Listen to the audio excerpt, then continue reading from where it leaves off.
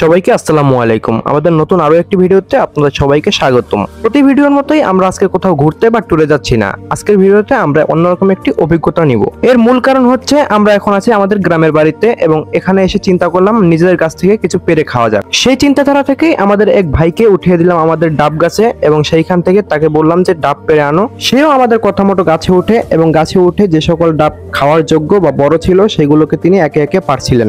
গাছে ওঠার পর তিনি আমাদেরকে জানান গাছে মোটামুটি 8টি ডাবের মতো খাওয়ার যোগ্য রয়েছে। এর ফলে আমরা তাকে বললাম এই 8টি ডাবই তুমি কেটে নিচে নামিয়ে আনো। কথা অনুযায়ী তিনিও গাছ থেকে একটি একটি করে ডাব কাটছিলেন এবং নিচে ছুঁড়ে ফেলছিলেন।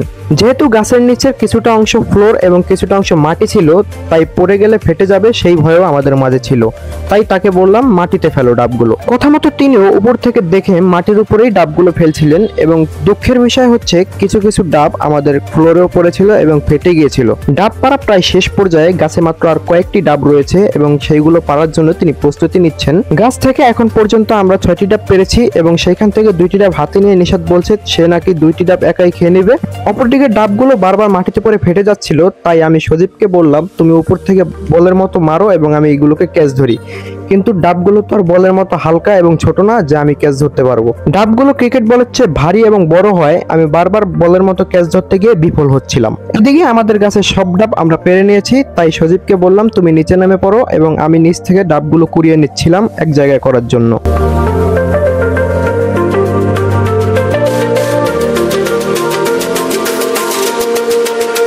নিশাতের আর তর্স হয়েছিল না, তাই তিনি ডাব না কেটেই খাওয়ার জন্য প্রস্তুতি নিচ্ছে। কিন্তু সে ছোট মানুষ, সে তো আর বোঝে না যে না কেটে ডাব খাওয়া সম্ভব নয়। তাই আমরা ডাবগুলোকে সুন্দরভাবে কেটে নিচ্ছি, সেখান থেকে পানি ও নারিকেল বের করে সবার মাঝে বন্টন করব।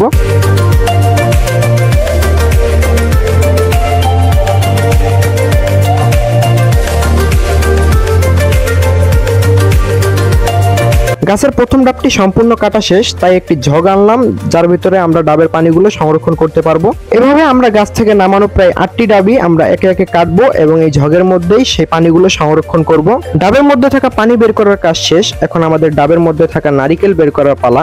তাই আমরা নারিকেলটাকে ভালোভাবে মাঝখান দিয়ে ফেলে নিচ্ছি, সেখান থেকে আমরা নারিকেল বের করব বলে। যেহেতু ডাব কাটার সম্পূর্ণ দায়িত্ব পড়েছে ফুফাতোর কাঁধে, তাই ফুফাতো ডাবগুলোকে সুন্দরভাবে একটু একটু করে কেটে নিচ্ছে।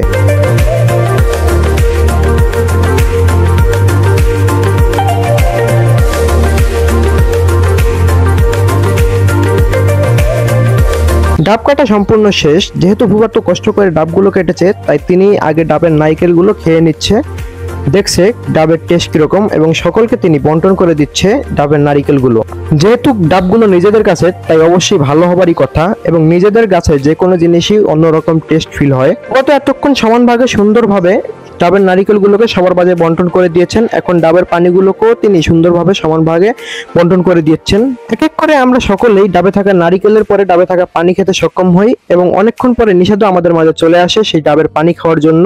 দীর্ঘ অপেক্ষার পরে নিশাদ সহ আমরা ছোট বড় সকলেই ডাবের পানি খেতে সক্ষম হই এবং নিশাদ চাচ্ছিল জগের মধ্যে একটি নলি দিয়ে তিনি সকল পানি একাই খেয়ে ফেলবেন, কিন্তু ফুফাতো বলল যে না, এটা করা সম্ভব নয়, সবাইকে সমানভাবে দিতে হবে। এদিকে আমি যখন অনেকদিন পরে গ্রামের বাড়িতে এসেছি, তাই সম্মান সুযোগ একটি আস্ত ডাব আমাকে দেওয়া হয়। ডাবটি থেকে কিছু অংশ খাবার পরেই ফুফাতো আমার থেকে ডাবটির ভাগ চাইলেন এবং আমিও নির্দ্বিধায় ডাবের ভাগ দিয়ে দিলাম।